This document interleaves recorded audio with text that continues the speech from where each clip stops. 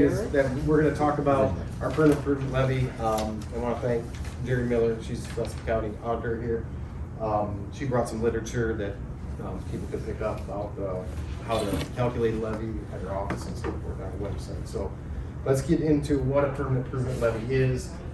Misconceptions sometimes. Let's start off what it cannot be used for. On the right, it cannot be used for salaries.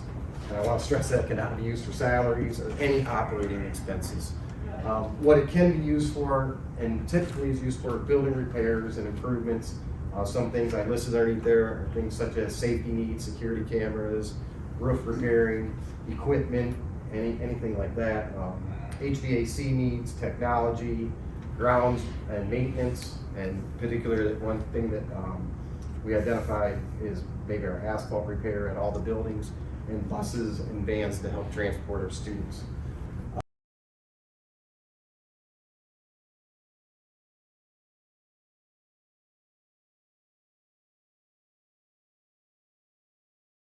Some facts about the levy that we are putting up in May is it will be on the ballot Tuesday, May 3rd.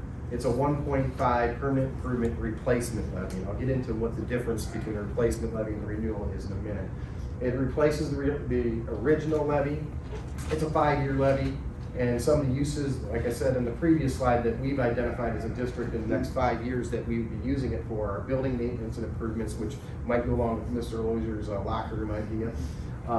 Technology, security cameras, equipment needs and repairs, and updating our phone systems which need updated. One thing I do want to point out that sometimes is a misconception is the amount that is taxed. It's your valuation of your property times 35%. So, for example, I have 3 examples down there at the bottom that state $100,000 valued home, you'd multiply it by 0.35, so only $35,000 of your home would be the taxable amount. Same holds true for the $150,000 home. You'd multiply that by 35%, which is $52,500, which would be your taxable amount. And for a $200,000, it'd be $70,000. So that's one thing that we really got to hit home, because that sometimes a misconception. I think they're getting taxed on the full amount of their evaluation when the property is.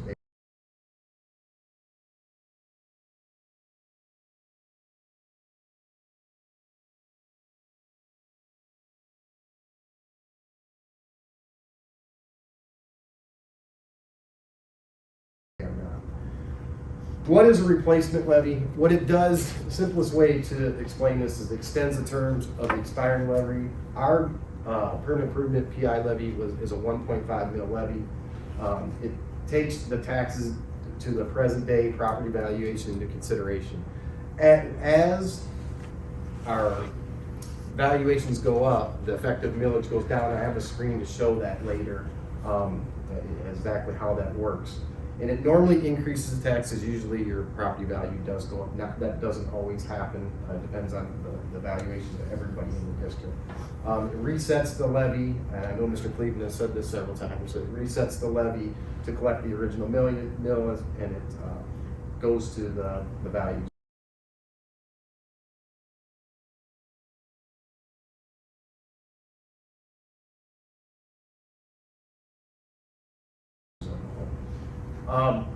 The comparisons of the current levy to the replacement levy. This is where we've got to get the information out, and they put some stipulations that have kind of, we just got to state the facts, and we can't speak as many things, and that's why we're doing here at Board of Education meeting.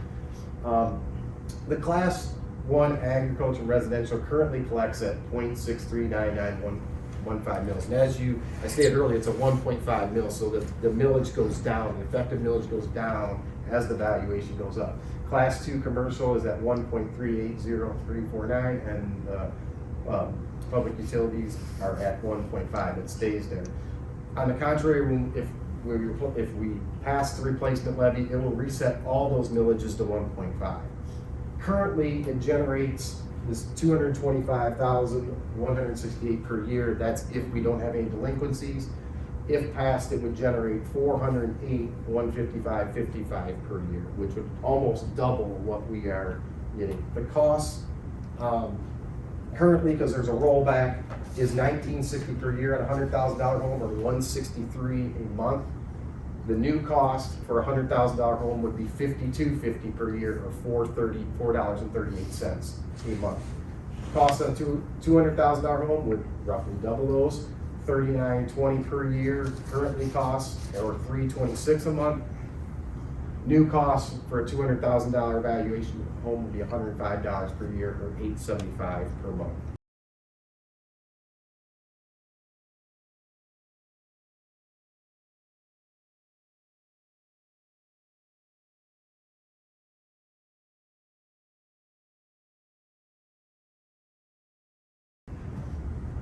These are just some pictures of some of our buses that are older that we try and replace. We go on a 2 to 1 year cycle. We might purchase 2 1 year, and then, or 2 1 year, and then the following year we'll purchase 1.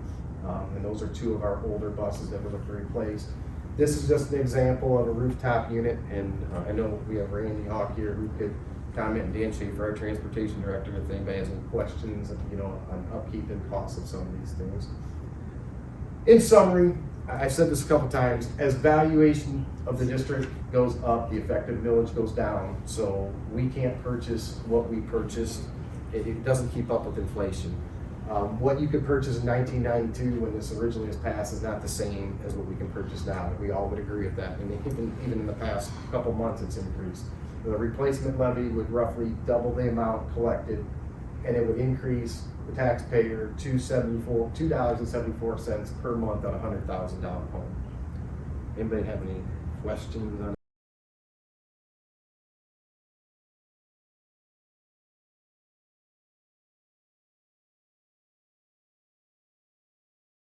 anything? That's the gist of the facts of the levy, but I don't know if anybody has any questions I can answer.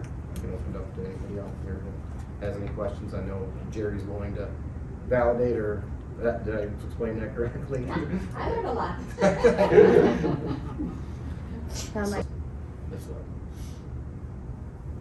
Any other questions? Good. I had a question. Dan, I know we have Dan Schaefer here tonight. Dan, what did a bus cost roughly in 1992 versus today? Because I know we currently are getting ready to purchase a bus. I think I come up with a figure of about 60,000. Back then, this year, our bids will go out probably somewhere close to 95,000. I did get another quote on another company, and they had told me almost 40,000, but they weren't absolutely sure on that. Okay. And just to put that in perspective, obviously we collect about $225,000. That's how we've purchased our buses in the past. This is through permanent improvement funds. You purchase 2 buses in that 1 year, and that's eating up almost all your permanent improvement dollars. Then you have very little for Randy and he's got to make do with what he's got. So, and I want to say that our buildings are upkept great, and that's a testament to the people in here, and it's being able to use those permanent improvement funds. If we would lose these permanent improvement funds, we would have to, make some decisions as to where we're going to allocate those funds, because no longer will this be coming in. So we're just trying to get more of that permanent improvement money so we can make that dollar go farther. And like I said, it's not the same amount that we could use as we did in 1992. It's just, we wouldn't, if you made the same salary in 1992, there's no way you could live like you're living now. You're going to have to make cutbacks. What are some of the maintenance and repairs that the school district would be concerned about that are up and coming in the next 5 years? Yeah, well, a couple things like you had pointed out when you spend that money on buses out of what we have right now that we're working with. We've always used that stuff in the past before. With the old buildings, we'd do floor replacement and stuff like that, and that chews up a lot of money. But with today's dollars, it really does. The thing that worries me the most is I see all the time what it costs to replace a compressor, boiler repairs, things like that. That chews up money really quick. Compressors, when we first put the air conditioning and stuff in, we'd probably do a compressor replacement for around $4,800 to $5,000. We just had Wadsworth come in and do a dike and replacement, and that was pushing 9,000, 9,500. That goes in a hurry. The way we're sitting right now at the middle school, I've got 2 compressors that are out there right now, but we were able to get through last summer when the kids were in the building and things like that, and I'm looking forward to doing that here in the spring, but I tried to put that off as much as I could since we were managing. The parking lot out here is the one that I always think about, because I really, not to blow maintenance's horn, but I think we've done a really fine job keeping that in good shape for as old as it is. I was told by an asphalt guy, you're usually looking at 10 years, a little bit more than 10 years, and have to grind it down. We're at 12 or 13 now, and yeah, we fill some potholes. I had a company come in and just do some small sections that looked really bad, but I had told the superintendent at the time, I said, you know, you let me go ahead and have somebody come in and we'll seal coat it and do it, I may be able to buy about 5 more years on it, which I still intend to trying to do. I don't know, but when that goes bad and you do have to grind it down, I had one guy tell me it's probably $150,000. I don't know if we could do the whole thing. You know, you add that road and how big that asphalt work is. It's a lot of money. And if you got to buy a bus, we're done. You know, I mean, so there's a lot of things that add up in a hurry, and more so nowadays than they ever have. I mean, you know, these buildings, we were in such hard need of replacing those old buildings. It was the best move we could have made, but with new technology and stuff comes new expenses. Thanks, Ray. We paid off December 3rd.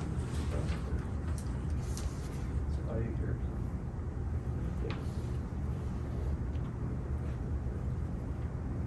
Any other questions?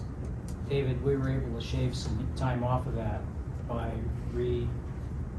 negotiating the bonds. I refined this, what, 2020 maybe? I think she refinanced 2020. them twice. I think it was 20 was the last time it was refinanced. Which saved us quite a bit in interest, which shortened that time. Yeah. You had one of those bonds fall off, didn't you? How big was it? I think so.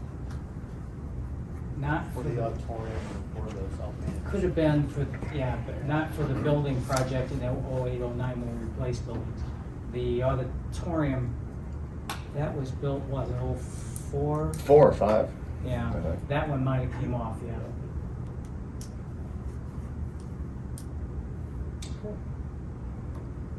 Thanks for coming, Jerry.